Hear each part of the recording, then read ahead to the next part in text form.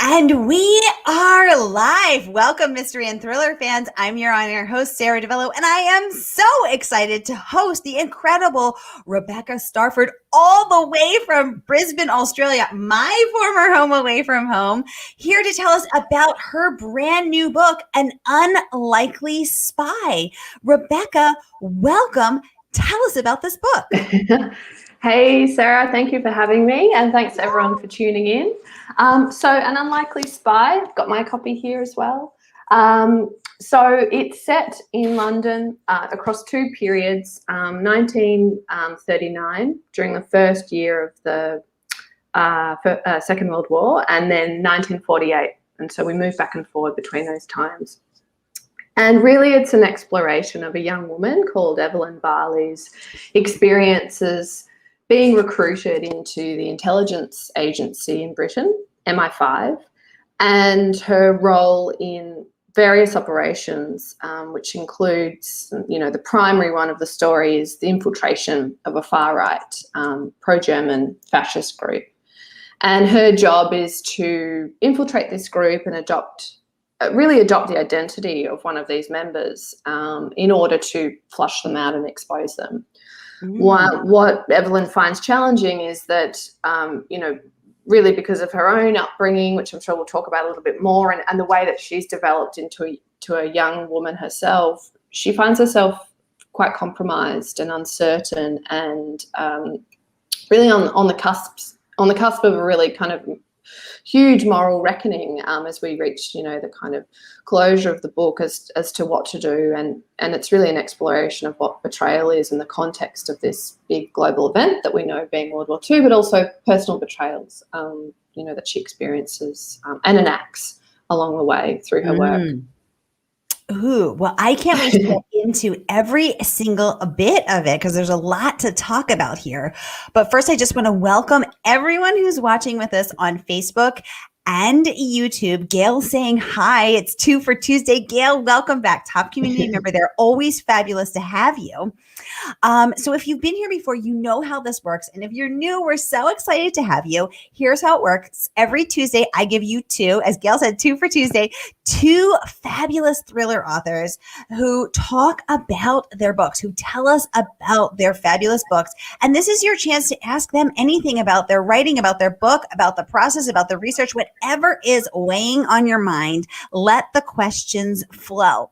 So as we just get them going in the comments, I'll get them right over to Rebecca. So Rebecca, I want to dive right in with you share at the in the beginning that this book was based on an article that you read, an obituary actually, of a woman who was a real life World War II spy. You're reading in the newspaper, you see her obituary, and they just kind of skim by the fact that, oh, she was a spy, but she died peacefully in her sleep. They keep on going, but it caught your attention, and that was the basis for Evelyn.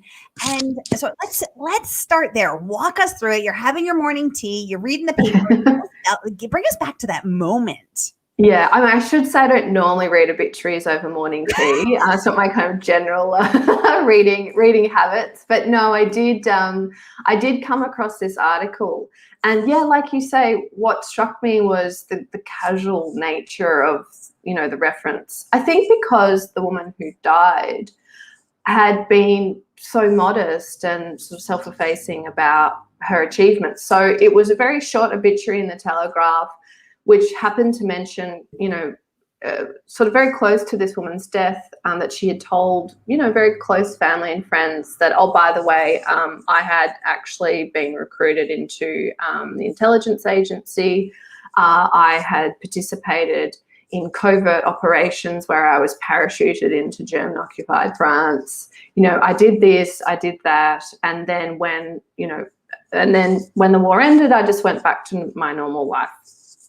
And that was, as it was for so many women back then, a quite traditional, conventional life of getting married, having children, and generally staying at home, caring for husband and children, and not having a career of their own. And so that really planted the seed. Not so much I was aware that there were women who'd been involved in that capacity, but it was the fact that that her history had been sort of written out, of that kind of narrative that we're very familiar with, and that also her modesty, I kind of, it really stuck with me, and I thought, well, how many other women must have been involved in similar kind of work, and then their careers stopped for whatever reason. And as I did more of my research as well through the course of the book, I discovered that actually, a lot of women were simply discarded after the war.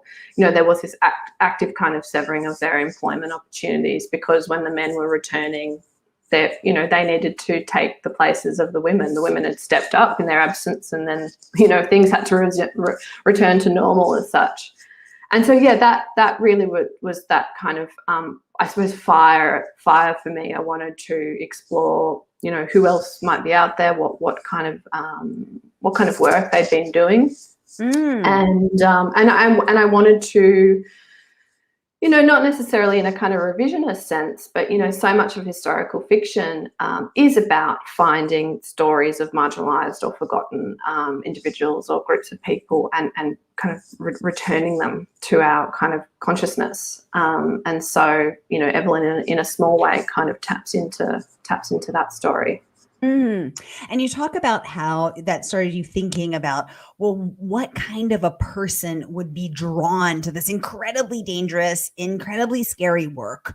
What would that be like to infiltrate, as you said, a far right Nazi sympathizing group, and to have to be undercover, making friends with these people, mixing and mingling and attending parties and pretending that she herself shared these views? What kind of toll would that take on a psyche? What kind of toll would that take on one's mental health? What would that be like, getting into all of that, especially at the tender age of 19, starting that work? I mean, you invite us to think about what we were doing at 19.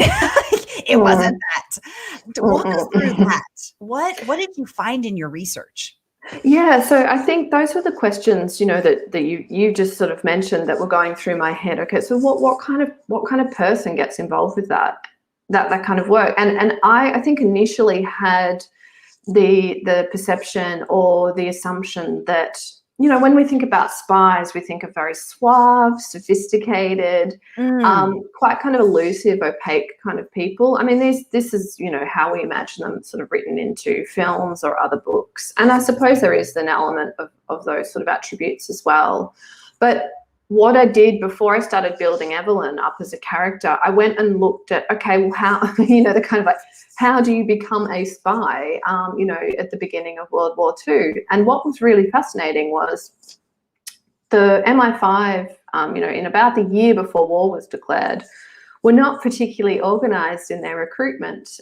They were having a lot of trouble getting the government to listen to their warnings about, both kind of the external threat of Germany and the real kind of problem that Germany would end up posing to the entire world. And then, of course, these kind of more domestic issues about, okay, well, we've got kind of homegrown German sympathisers here living in our midst. We need to do something about it. And there was a lot of resistance to kind of taking these threats seriously from the government for various reasons. So when it came to the time when they needed more kind of boots on the ground within the intelligence agencies, they were horribly understaffed. So there was this period of kind of mass recruitment, which was done in quite a haphazard way. And the woman who Evelyn is loosely based on, a real life person, I read her memoir and read about her. And I tracked and kind of fictionalized her process of recruitment into MI5, which was really through a family connection. She'd had a level of education like Evelyn had. She kind of knew the right people and moved in the right circles. And she had that, she belonged to a certain social milieu. And she got a job, initially as kind of the office girl. As many of the women began in the agency, and then she progressed like Evelyn does, right up through the ranks and was involved in these, quite high stakes investigations. So it wasn't sort of, you didn't sit a test, you didn't, do a postdoctorate in espionage. It was very much, okay, what are your kind of personal credentials, and really, how do you present yourself? And so once I understood that, okay, that pathway it's not obscured by many things. I can see how I can get a character into there. I then went back and thought, all right, well, who is Evelyn? What has been her kind of upbringing, and what is her emotional makeup that means that she would present as a good kind of candidate for recruitment? And in that research how did you research? What was the research process on that? Walk us through that. So I read a lot about the actual kind of bureaucratic structure of MI5 and the intelligence agency. So where they were based, who the main sort of head honchos within the organisation were, how they did recruitment, and everything like that. So I suppose the kind of infrastructure of this organisation and how it changed at particular historical moments. And then I read a few books about women who had been recruited during that time. And so Joan Miller, the woman who Evelyn is loosely based on, she, as I mentioned, she wrote a memoir which was really instructive. So. And just a side note, Joan Miller was a fascinating person. So she wrote this memoir, I think it was in the 1970s, and the British tried to ban it because it was perceived as giving up contravening the Official Secrets Act. So she went to Ireland to have this published. And I think it was 6 months or a year after it was published, her car, she was living in Spain at the time, was run off a cliff. So there's a whole lot of mystique and intrigue around her. And she wrote this memoir, and it gave me a sense of not so much the personality of Evelyn, because Joan Miller presents as quite a different sort of person, but okay, these were the steps that you got from A to B in terms of progressing through the organisation. And like Evelyn, Joan Miller was involved in this real life infiltration of the neo-Nazi group. The real group was called the Right Club. In the novel, I call it the Lion Society. And it was made up of these very influential establishment figures, politicians, captains of industry, some writers and artists. So the kind of spectrum of kind of figures within the upper echelons of British society. And Evelyn, like Joan was, is tasked with, going in there, presenting herself, and being recruited, so offering herself up as someone. And the way that she was the group sort of invited her to join was she presented herself as working in the War Office. And they wanted this group wanted someone working in the War Office at the time because they wanted this particular person to act as a kind of mole who would feed them information about various activities, movement of supplies and things like that. And all of this was happening because this group was involved in other activities as well. I won't give too much away, but it all kind of feeds into a kind of bigger investigation that Evelyn becomes a part of. And that was based on Joan's real life. That was based on Joan's real life. So some of the aspects of Joan's investigation, I didn't take on in the book. And her work in MI5 in real life extended sort of, I think, up until about 1943. And then she was cut loose. As we mentioned, this happened a lot. And so I think when I read about what happened with Joan, that gave me the seed of, okay, women, there seemed to be this idea that women were kind of expendable in these roles as well. So that fed into my kind of overarching understanding of what might happen to Evelyn within the intelligence agency, that she would be useful for a period of time and then potentially not after that, or that she was her role was always quite tenuous, even though she was playing such an important role. And because you are pursuing your PhD, did this research process come easily to you, or were you failing your way through this, trying to, feel your way through the dark? What was that like? Yeah, that's a good question. I think it was quite different from the work I was doing for my PhD, which was primarily academic reading, where the sources and the resources were very centrally located, whereas the research for this book involved, I suppose, a range of activities. So, for instance, I went back to London and spent time there. I mean, I say research. I mean, it's not like it didn't feel like work at the time. It's sort of the best kind of research. I got to hang out in London, and I visited many of the sites that I planned, the book to kind of be located in. So, the various streets where Evelyn lives and spends time.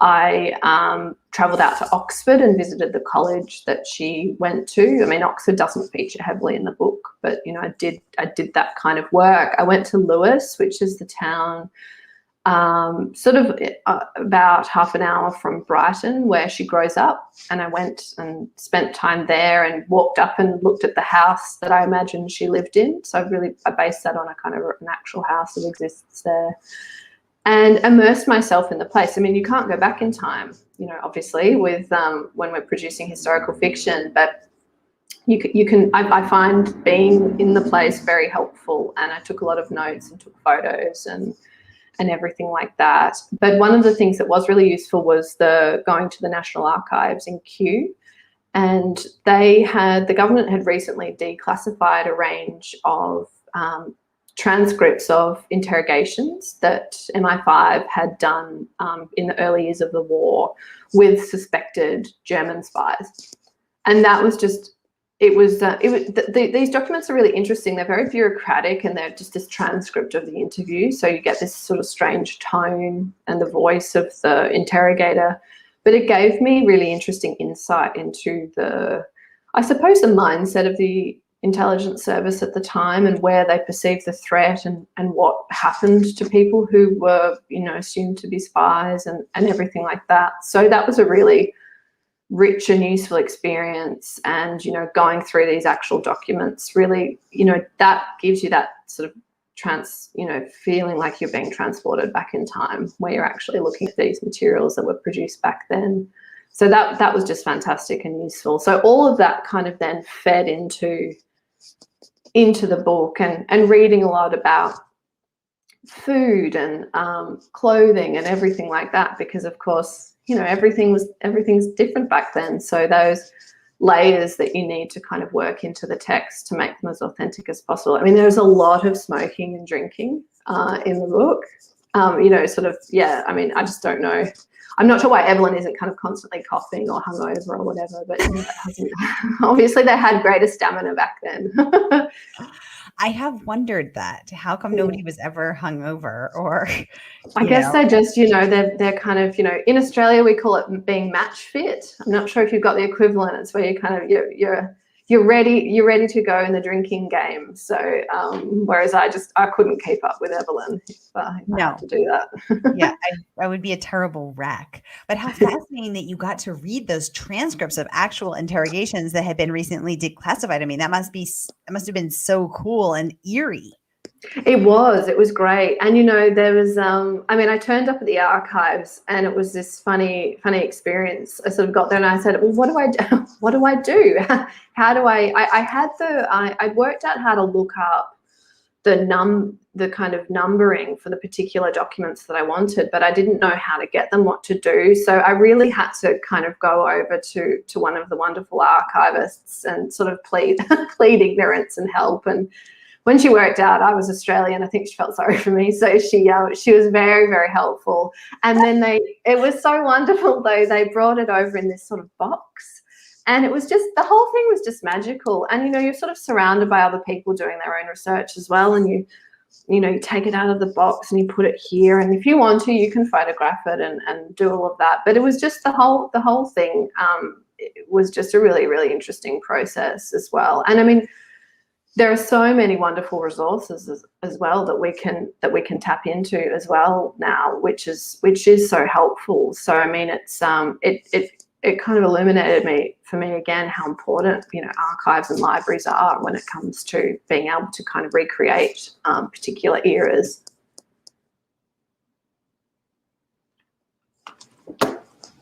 Ooh, my sound wasn't working for a second there. Yeah, absolutely. I'm picturing myself in that archival room combing through these transcripts which have been recently declassified. I mean, that just sounds so freaking cool. Like, I'm just nerding out over that. I love Yeah, it was a nerd's paradise. Absolutely. No, it Yeah, was I'm fantastic. picturing myself there and I'm obsessed. Rebecca, let me ask you, written this book coming out right now about this rise of, far right uh, interest, what do you want people to walk away from this book having learned, having experienced, having felt? Oh, it's a tough question to ask a writer, because I mean, on the one hand, I don't. People approach the reading and take away, what they do based on their own kind of experiences and interests as well. I mean, ultimately, I want the book to be an enjoyable and engaging read. Mm, And I hope for as many people as possible that it is. I mm, mean, the kind of the historical parallels with our contemporary situation, I think are undeniable. But I think that's because we see the reverberation of the issues that are found within the book across our contemporary history. They're issues that haven't gone away, but they've really intensified in the last sort of mm, 5 years. So I began writing the book. I was in the UK a couple of months before the Brexit vote passed. So that was a big social sort of seismic change within British society, because so much of the Brexit campaign and debate had been fueled by nationalism, kind of rabid nationalism and xenophobia. And then, of course, in the United States, the election of Trump, which, had its ramifications around the world. mm, And Australia in itself, though in no way really comparable, but we have been reckoning with our own kind of social shifts and pulls in certain directions, and we're certainly mm, governed by a country, governed by a party that has uh, definitely nationalist overtones, mm, in my opinion. So, yeah, again, that kind of the reckoning with those issues hasn't gone away. I mm, think the thing that sort of struck me, not perhaps not so much writing it, because you're kind of deeply sort of embedded in the project, and I think it's only later when you pull yourself out and reflect on it a little more that so the book is the book ends. Evelyn's story during the war ends in about April mm, 1940. So the Germans haven't invaded France at that point. They mm, haven't made their way into Paris. So we're kind of end on the cusp mm, of everything sort of beginning. And that first year of the war is called the phony war, because in a military sense, not a lot is happening. But as we know mm, from the novel, a lot is happening behind the scenes in Britain, particularly in the intelligence agency. And it's a little bit like the canary in the coal mine as to what is to come, and there are so many warning signs. But it seemed to me that the group that Evelyn infiltrates, they are an example of a very extreme far right group, but some of those attitudes that they espouse were fairly kind of established, or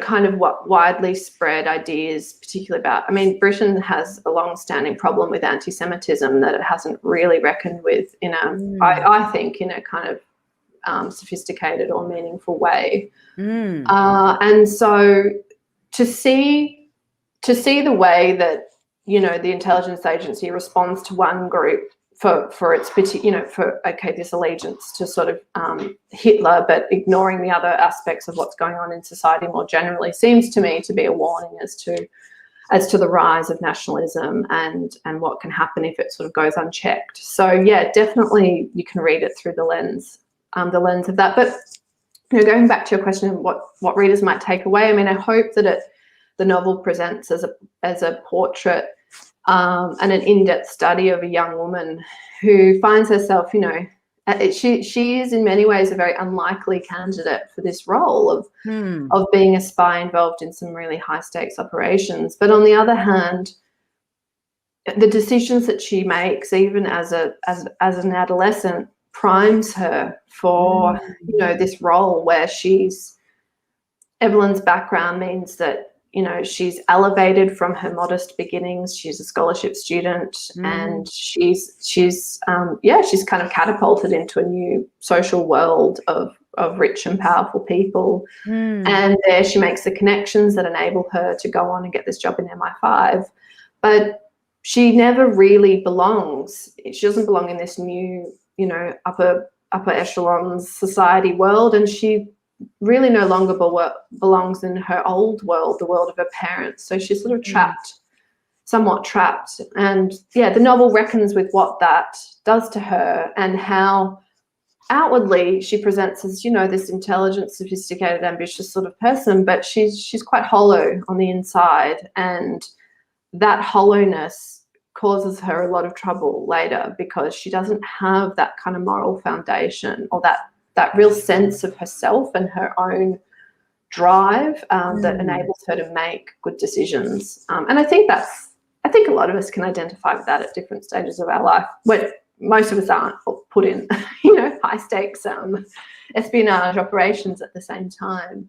So that was really what I was hoping, you know, readers primarily can come away with. It's how this young woman comes to reconcile, you know, her own personal sort of sense of self with these events, and how she moves on from them. Because, you know, we've talked about the period of the story set during that first year of the war, but we move forward in time to 1948, when the war has ended, and Evelyn is quite a diminished person because she hasn't actually ever faced up to what happened during the war. And so those sections of the novel have her being really dragged towards that confrontation with her past. Exactly. And trying to reckon with her relationship with her parents and her past, her upbringing as represented and included with that. And, you know, having been a very bright person, and having, you know, earned her way to get a scholarship, there's a lot of issues with, you know, with socioeconomic viability and what that means to those left behind. And there's a lot of that as well. But I think it just is so fascinating that so many of these women spies were, you know, recruited at such a young age and not given a whole lot of training, not given, you know, we're not talking about PTSD and mental health. It just is like, here you go. Here's, you know, one day you're a secretary, and the next we're going to parachute you behind enemy lines, and good luck reckoning with that, with, you know, for the rest of your life. I mean, there's a lot, and this is what they actually did, you know, without any thought about what that would do to someone's psyche or the rest of their life. And then they're supposed to go back and be a wife and mother because the boys are home from war. So it's such a fascinating and convoluted and crazy, mind-boggling scenario. Yeah, that's right. I mean, and I think it does feed into that particular kind of British sensibility of, you know, keep calm and carry on, you know, just kind of don't dwell on it, just kind of get on with it. I mean, you know, that's the way that we talk about conflict, you know, kind of international war and things like that. It has changed a lot, thankfully, you know, where we do recognize those kind of deep psychological scars that war creates, and the trauma, and the way that it traumatizes people, you know, who are having all kinds of different experiences during those periods of time as well. But yeah, I mean, there wasn't that vocabulary, was there, for PTSD or, you know, kind of depression or anything like that. But for Evelyn, really, you know, I think she probably might have continued carrying on in this vein, not really facing up to what what her role had done and how it had shaped her, had she not met this man, Stephen. So the novel actually opens with her meeting him, and, you know, she's excited. You get that sense that she wants so much to kind of give herself over to this relationship, but she's being held back by so much. And in that first chapter, she's out with him. They're due to go out for a drink, and she sees someone from the past, and it is so kind of destabilizing for her that it projects her back to that time. But Stephen's kind of standing there going, what's going on with you? I don't understand, because she's concealed so much from him. And yeah, again, you know, she can't, not only does she have to do this for herself, but, you know, if she's ever going to have a future, you know, if she does want to find someone to share her life with, and she does have to kind of start to be honest about the things that she was involved in, and also honest about who she actually is, that kind of rebuilding of herself. Exactly. A few weeks ago, I hosted Alma Katsu, who is a former CIA analyst, Oh, and wow. she has a really, and now she's turned thriller writer. And actually, I'm hosting another CIA agent, Stephen Cope, in September. But anyway, they had, she shares in her she has a fun quiz where it says, oh, are you going to be a good CIA agent? And one of the questions is, do you need to talk about what you do at work every day? All right. Yes, And immediately really. I failed out because I was like, wait, I kind of do need to talk about it. I need to process. So we'll see how that goes. Oh my gosh, I just realized we are out of time. Rebecca, what a pleasure to host you. Thank you for coming on all the way from Brisbane, Australia, to tell us about your fabulous new book, An Unlikely Spy. And we can't wait to hear more about it and to follow your literary adventures wherever they take you to next. I want to remind everyone that you can grab a copy of Rebecca's book from bookshop.org today. Support independent bookstores and read this fabulous book about a lady spy, my favorite kind of spy. I will see you guys next week right here for Mighty Mysteries. Have a great day until then.